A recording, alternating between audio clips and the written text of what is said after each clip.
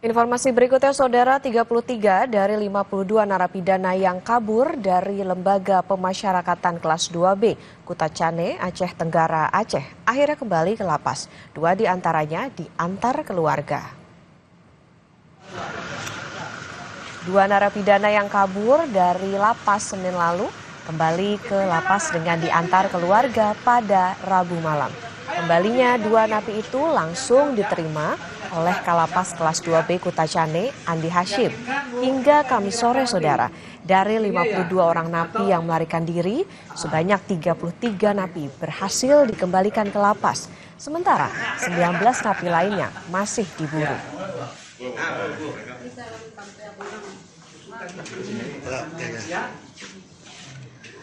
Polres Aceh Tenggara Aceh bentuk tim khusus untuk menangkap sejumlah narapidana lapas kelas 2B Kutacane yang melarikan diri. Total 52 narapidana lapas Kutacane melarikan diri Senin kemarin.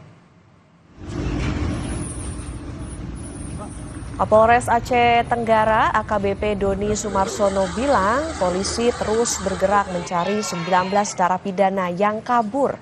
Selain di sekitar lapas, polisi juga menggelar razia di perbatasan daerah untuk mempersempit gerak napi yang kabur.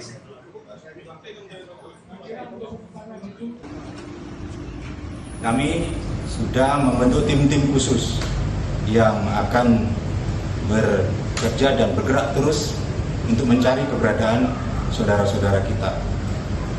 Dan saya menerima informasi bahwa 19 orang ini masih bersembunyi di keluarga atau kerabat terdekatnya.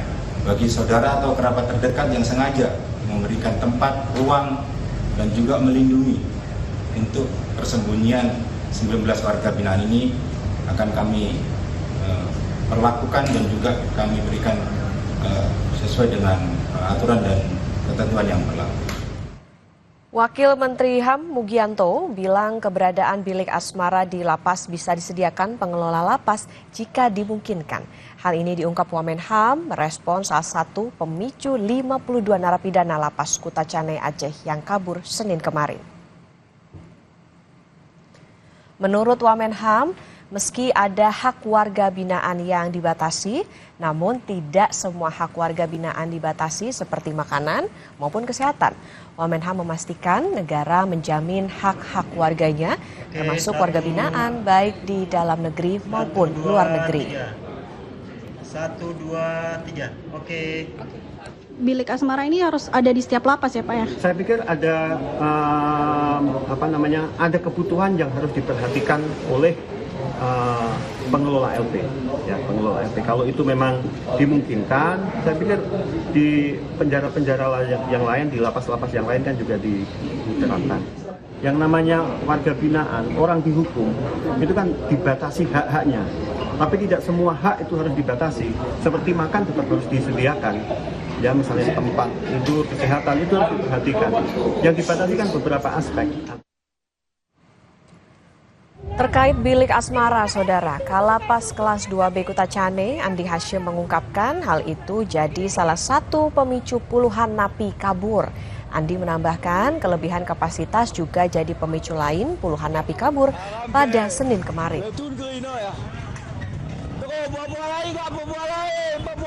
Tuntutan mereka adalah ingin ada bilik asmara di dalam lapas. Sedangkan untuk mengadakan hal itu kewenangan ada di tingkat pusat.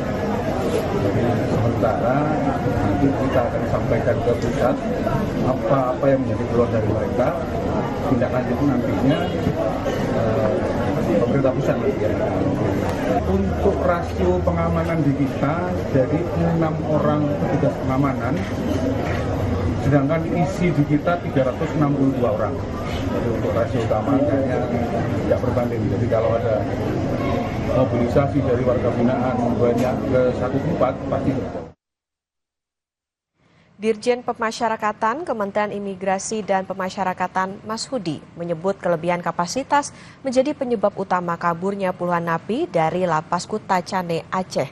Selain memindahkan napi, Pemkab Aceh Tenggara berencana menghibahkan tanah seluas 4,1 hektar untuk pembangunan lapas yang lebih besar. Kita pertama harus lihat situasi dulu yang ada di sini. Bahwa kapasitas untuk lapas kelas 2 di Kota ini hanya 85 dan dihuni kurang lebih 342. Sudah over kapasitas dengan 300%. Hal ini salah satu yang menimbulkan keresahan.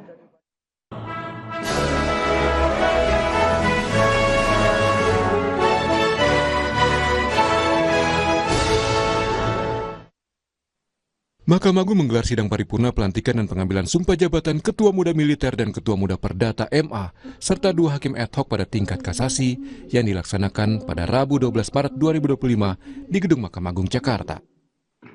Dalam sidang paripurna, Ketua MA Sunarto melantik dan mengambil sumpah jabatan kepada Brigjen TNI Purnawirawan Hidayat Manau sebagai Ketua Muda Militer. Hidayat Manau dilantik menggantikan posisi Majen TNI Purnawirawan Dahlan yang purna bakti pada 25 Februari lalu. Selanjutnya, Ketua Mahkamah Agung juga melantik dan mengambil sumpah jabatan kepada I Gusti Agung Sumanata sebagai Ketua Muda Perdata. Pelantikan Sumanata sebagai Ketua Muda Perdata merupakan yang kedua kalinya. Sebelumnya, ia dilantik sebagai Ketua Muda Perdata pada masa kepemimpinan Ketua Mahkamah Agung Muhammad Hatta Ali pada 21 Februari 2020. Pada saat yang sama, Ketua Mahkamah Agung melantik dan mengambil sumpah jabatan 2 hakim ad hoc. Salah satunya adalah Hakim ad hoc Ansori yang dilantik menjadi Hakim ad hoc Pengadilan Tindak Pidana Korupsi tingkat kasasi. Sebelumnya, Ansori menjabat sebagai Hakim ad hoc Tipikor pada Pengadilan Tinggi Sulawesi Tengah. Bersama dengan Ansori, Ketua MA juga melantik Hakim Sugianto sebagai Hakim ad hoc Pengadilan Hubungan Industrial tingkat kasasi. Sebelumnya, Sugianto menjabat sebagai Hakim ad hoc Pengadilan Hukum Internasional pada Pengadilan Negeri Semarang. Dalam pelantikan, pejabat yang baru dilantik bersumpah dan berjanji akan memenuhi kewajibannya dengan sebaik-baiknya dan seadil-adilnya, juga memegang teguh Undang-Undang Dasar Negara Republik Indonesia tahun 1945 dan menjalankan segala peraturan perundang-undangan. Mereka juga berjanji berbakti kepada nusa dan bangsa. Pelantikan ini dihadiri Wakil Ketua Mahkamah Agung Bidang Non-Yudisial, Ketua Muda Mahkamah Agung, Hakim ad hoc, pejabat eselon 1 dan 2 MA, serta pengurus Dharma Yukti Karini.